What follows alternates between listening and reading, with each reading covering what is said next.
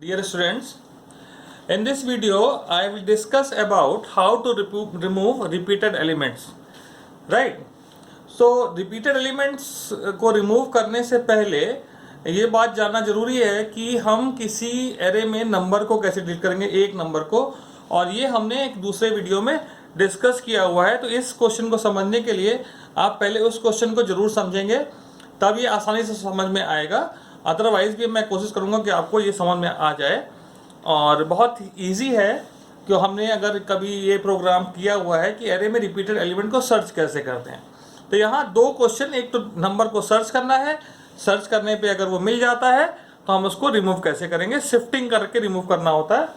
तो ये बात का भी हमें ध्यान रखना चाहिए कि एरे के साइज को हम चेंज नहीं कर सकते हैं। नंबर रिमूव हो गया तो भी अगर उसमें 10 एलिमेंट है तो 10 ही रहेंगे, पर हमें ये देखना है कि हमें वो नंबर को यूज़ नहीं करना है जो रिपीटेड है।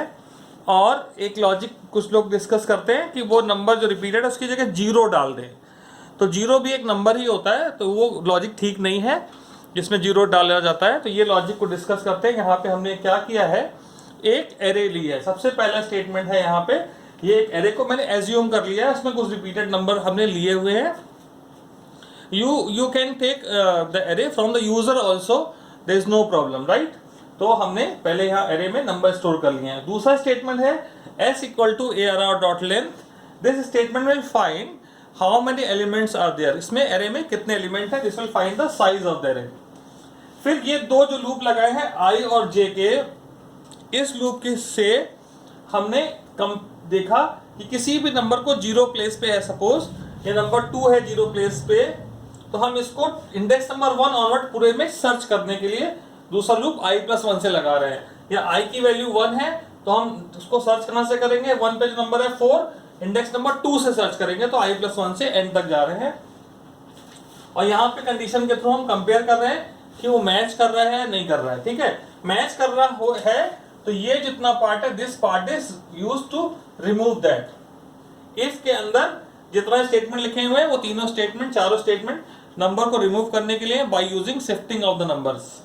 ठीक है, उसके बाद हम यहाँ पे डिस्प्ले करेंगे, पर डिस्प्ले करने से पहले यहाँ मैंने एक डायग्राम बनाया है, उस डायग्राम की हेल्प से इसको समझते हैं ये कैसे प्रोसेस करने वाला है। ठीक है, तो यहाँ सबसे पहला लूप लगा है आई का, जिस नंबर को हम ढूंढना चाहते हैं कि वो रिपीट हुआ है या नहीं है, उसका इंडेक्स नंबर। उसके जीरो होने पे जे का लूप 1 से चला। ठीक है, जे इक्वल टू i+1 है, जे का लूप 1 से चला। जब j की वैल्यू 1 है तो कंडीशन क्या कह रही है, arr0 is equal to arr1, यानी इसको इससे कंपेयर कर रहा है। ठीक है, 2 और 4 कंपेयर मैच नहीं हो रहे हैं। फिर j की वैल्यू 2 हो जाएगी, मैच नहीं हो रहा तो इफ के अंदर तो जाएगा नहीं, एंड ऑफ j पहुंच के j की वैल्यू 2 हो जाएगी। 2 पे फिर ये इंडेक्स नंबर 0 वाले को इंडेक्स नंबर 2 वाले से कंपेयर कर रहा है, फिर भी मैच नहीं कर रहा है, कंडीशन फॉल्स है, तो एंड ऑफ इफ पे पहुंचा, j की वैल्यू इंक्रीमेंट होकर 3 हो गई। Like this 2 is compared with all the elements and you can see 2 is not present anywhere, so 2 कहीं पे भी प्रेजेंट नहीं है, इस वजह से ये if कभी भी सेटिस्फाई नहीं हुआ, तो नो प्रॉब्लम, रिपीट नहीं हो रहा है। तो this goes up to 9। Now when the loop of j will end, j वाला पूरा लूप कंपेयर हो गया, सब हो गया, तो फिर j वाले लूप से बाहर आएगा, i की वैल्यू 1 हो जाएगी। i की वैल्यू 1 होने पे फिर से j का लूप चला, कहां से, 2 से, j इक्वल टू i+1 है 2 से, तो ये 1 और 2 वाले मैच नहीं कर रहे हैं, कोई बात नहीं। फिर j की वैल्यू बढ़ेगी, 3 हो जाएगी। अब 1 और 3 वाला मैच कर रहा है, अब कंडीशन हो गई सेटिस्फाई। जब कंडीशन सेटिस्फाई हो गई तब हमको ये डिस्कस करना है कि ये क्या है। तो सबसे पहला काम हुआ, s की वैल्यू जो 9 थी वो घट के हो गई, सॉरी s की वैल्यू जो 10 थी वो घट के हो गई 9। एक नंबर रिमूव करने जा रहे हैं 9। अब एक लूप चला रिमूव करने के लिए, कहां से, j की वैल्यू 3 है तो 3 से चला। कैसे 3 से क्यों चल रहा है, क्योंकि 3 पे 4 वाला नंबर डालना है, ये इंडेक्स नंबर 3 पे है। अब हम रिमूव कर रहे हैं रिपीटेड एलिमेंट, यहाँ पे रिपीट हुआ है, तो जब k की वैल्यू 3 है तो arr3 equal to arr4 k+1, तो ये नंबर यहाँ पे शिफ्ट होके 4 आ गया। फिर k की वैल्यू 4 हुई, arr4 इक्वल टू arr5, तो 5 वाला नंबर 4 पे आ गया, यहाँ 4 की जगह हो गया 8। ठीक है। फिर जब k की वैल्यू 5 होगी, k is 5, ARR 5 equal to ARR 6, तो 5 पे इंडेक्स नंबर 6 का नंबर आ गया, and this so on, this loop will go up to 8, जो condition is k is less than s, s is 9, तो क्या होगा, ARR 6, 8 के बाद 6 है, और यहाँ पे इसके बाद आ जाएगा, ये यहाँ आ चुका है, फिर यहाँ 9 आ जाएगा, फिर 11, फिर 7, तो like this all these number are shifted. All right, this 4 is removed. 8 6 9 11 7, 8 6 9 11 7, right? ये k का लूप एंड हुआ। उसके बाद इंपॉर्टेंट पॉइंट है j माइनस माइनस हो रहा है, क्योंकि j की प्लेस 3 थी, अब 3 पे जो इस नंबर्स में आप देख रहे हैं यहाँ पे, ये 4th प्लेस वाला नंबर है, जो 4th प्लेस पे था, इंडेक्स नंबर 4 पे था, वो नंबर यहाँ आ गया है। तो 3 के नंबर को रिमूव करने के बाद 3 पे जो नंबर है उसको फिर से चेक करना होता है कि वो वही सेम नंबर तो नहीं है जो हमने रिमूव किया था।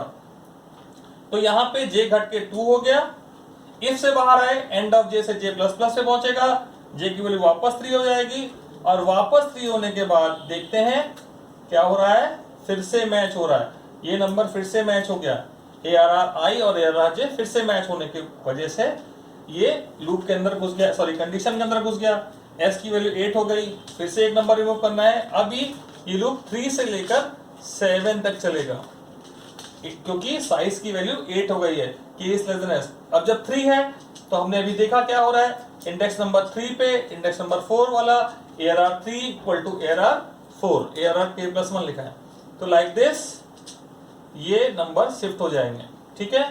7 तक क्लास, तो ARR 7 इक्वल टू ARR 8, ठीक है। तो यहाँ नए नंबर क्या आ रहे हैं, यहाँ 8 आ गया, 6 9 11 एंड 7, ऑल राइट।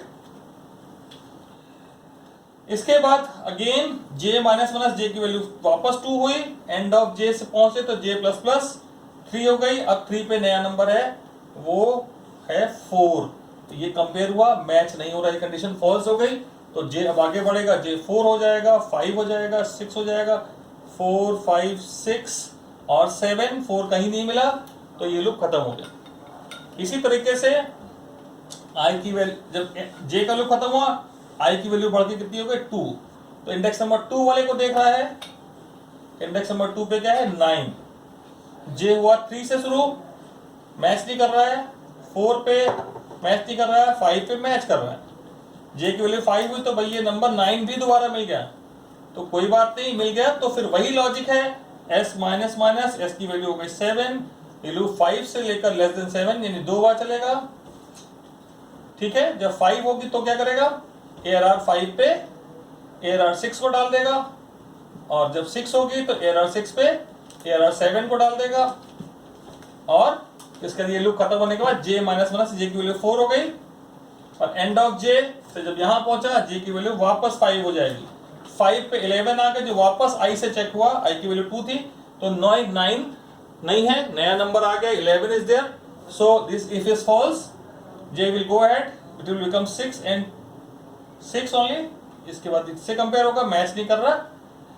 इस तरह से i की वैल्यू, j का लूप खत्म हो गया, i बढ़ा 3, फिर 3 वाले को सभी से कंपेयर करेगा, फिर 4 वाले को कंपेयर करेगा, आप देखें और कोई नंबर रिपीट होता 4 वाला या 5 वाला या 6 वाला, तो उसको भी ऐसे ही रिमूव कर देता, पर कोई भी रिपीट नहीं हो रहा है।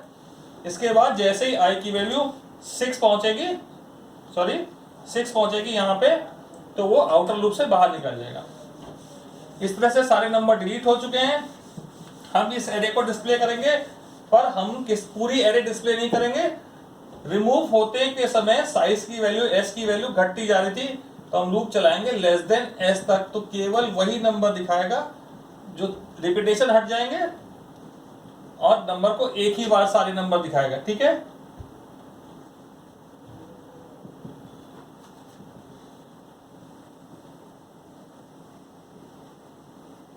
इसके बाद इसने इस एरे को एक ही लाइन में डिस्प्ले कर दिया है, end of the class main, end of the class, this way this logic will remove all the repeated number from an array, All right. Thank you very much for watching this video.